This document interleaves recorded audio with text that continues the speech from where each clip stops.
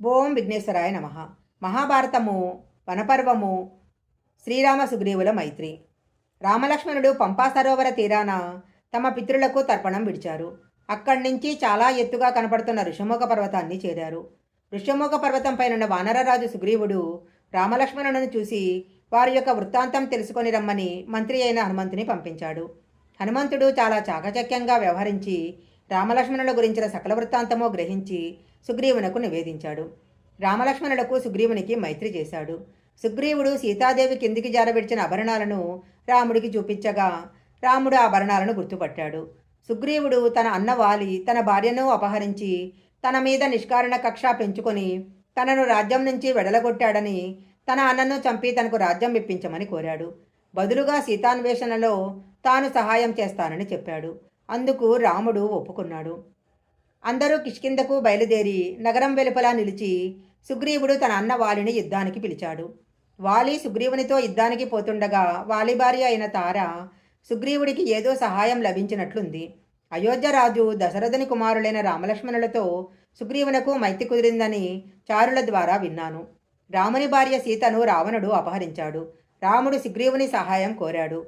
దానికి సుగ్రీవుడు అంగీకరించి ప్రతిఫలంగా వాలిని చంపమని అడిగానని దానికి సుగ్రీవుడు అంగీకరించాడు.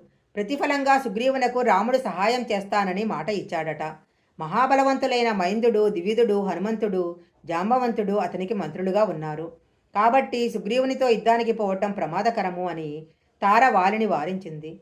కానీ వాలి భార్య మాట లక్ష్యపెట్టక సుగ్రీవునితో యుద్ధానికి సిద్ధమయ్యాడు.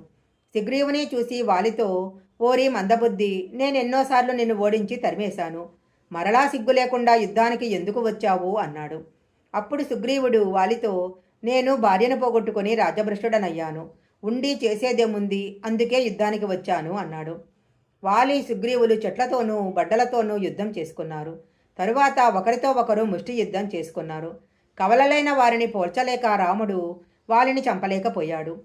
సుగ్రీవుడు తిరిగి వచ్చి రామునితో నిష్ఠూరంగా మాట్లాడాడు. రెండవసారి రాముని సలహాతో గుర్తు కొరకు వనపుష్పమాలను ధరించి సుగ్రీవుడు వాలితో యుద్ధం చేశాడు.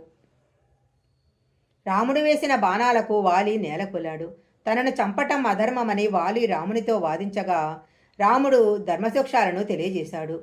రాముడు చెప్పిన ధర్మసూక్షాలను అంగీకరించి తన భార్యను సుగ్రీవునికి అప్పగించి కుమారుడైన అంగదునికి యువరాజును చేసే బాధ్యత రామునికి అప్పజెప్పి ప్రాణాలు వదిలాడు.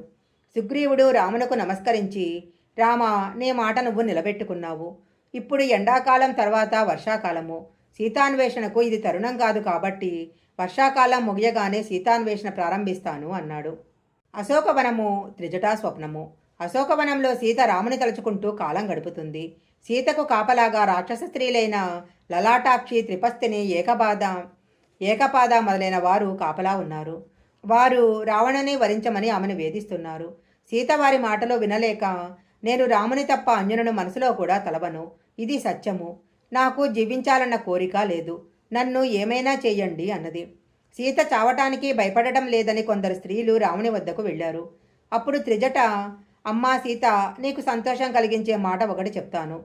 రాముని మేలు కోరేవాడు అవింజుడు అనేవాడు నన్నిక్కడ నియమించాడు. నీకు హితమైన మాటలు చెప్పమన్నాడు. రామలక్ష్మణుడు నిన్ను వెతుకుతూ సుగ్రీవుని కలుసుకొని మైత్రి చేసుకున్నారు. సుగ్రీవుడు నిన్ను వెతికించే కార్యం మొదలుపెట్టాడు. రావణునికి రమ్మకారణంగా నలకూబరుడు ఒక శాపం ఇచ్చాడు. ఆ కారణంగా రావణుడు నిన్ను బలాత్కరించాడు కాబట్టి భయపడవద్దు. దుర్మార్గుడైన రావణుడికి చెడుకాలం దాపురించిందని తెలిపే ఒక కల నాకు వచ్చింది. గాడిదలు కట్టిన రథం పైన ఒంటి నిండా నూనె రాసుకొని తల విరగబోసుకొని రావణుడు దక్షిణ దిక్కుగా వెళ్తున్నాడు. అతని వెంట కుంభకర్ణుడు, ఇతర రాక్షసులు ఎర్రని పూలు ధరించి జుట్టు విరగబోసుకొని దిగంబరులై యముని దిక్కుకు వెళ్తున్నారు. విభీషణుడు తెల్లని వస్త్రాలు ధరించి, తెల్లని పూలు ధరించి తెల్లని కొండపై మంత్రులతో కొలువుదీరటం నేను స్వప్నంలో చూశాను. రాముడు ఏనుగునెక్కి లక్ష్మణుడితో కలిసి సంతోషంగా పాయసం సేవిస్తున్నట్టు నాకు కనపడింది. నువ్వు త్వరలోనే భర్తను చేరగలవు అని పలికింది. రావణుడు సీత మీద మోహంతో అశోకవనానికి వచ్చి, సీత, నీ మీద నేను మనసుపడ్డాను. అన్నపానీయాలు విడిచి ఎందుకు ఇలా కుషిస్తావు? కృపతో నన్ను ఏలుకో. నేను దేవతలను, యక్షులను, రాక్షసులను జయించిన వాడిని. ఎంతోమంది స్త్రీలు నా ఆధీనంలో ఉన్నా నా మనసు నీ మీద లగ్నమైంది. రాజ్యం పోగొట్టుకొని అడవులలో తిరిగే అల్పుడైన రాముడు నా ముందెంత? నేను సకల లోకాలకు ఈశ్వరుడను. రాక్షసులు యక్షులు వేల సంఖ్యలో నన్ను కొలుస్తున్నారు. విశ్వసుడు నా తండ్రి, కుబేరుడు నా అన్న, గంధర్వకన్యలు అప్సరసలు నన్ను సేవిస్తున్నారు. నన్ను పంచమలోక పాలకుడని ముల్లోకాలు కీర్తిస్తున్నాయి. దేవేంద్రుని వద్ద ఉన్న సమస్తము నా దగ్గర ఉన్నాయి. నా జీవితానికి రాణివై నన్ను పాలించు అని పలికాడు. అప్పుడు సీతాదేవి ఒక గడ్డిపోచను రావణునికి తనకు మధ్యలో పెట్టి, నేను పరస్త్రీని, అబలను, మానవాంగనను, పతివ్రతను. నువ్వు రాక్షసుడవు. నీ యందు నాకేమాత్రమూ ప్రేమ లేదు. నాతో ఏం చూకిస్తావు? బ్రహ్మదేవుని మనవడను, కుబేరుని తమ్ముడను అని చెప్పే నువ్వు ధర్మం కూడా తెలుసుకోవాలి. చెడు ప్రవర్తన విడిచిపెట్టాలి. ఇలా సిగ్గు లేకుండా మాట్లాడడం ధర్మమా అని సీత ఏడుస్తుంటే రావణుడు దుర్భాషలాడి వెళ్ళిపోయాడు.